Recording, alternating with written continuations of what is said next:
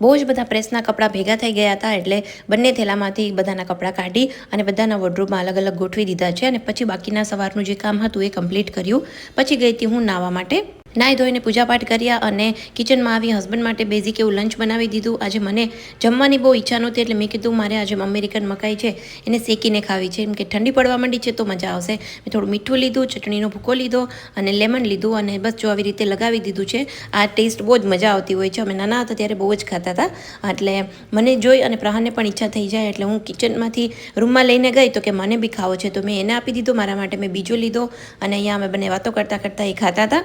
પછી આખો દિવસ થોડોક સ્લો ગયો છે. આ બીજા દિવસનો વિડીયો છે. સવારે ઉઠી અને દાળ ચોખા પલાળી દીધા છે, ચા પણ બનાવવા રાખી દીધી છે.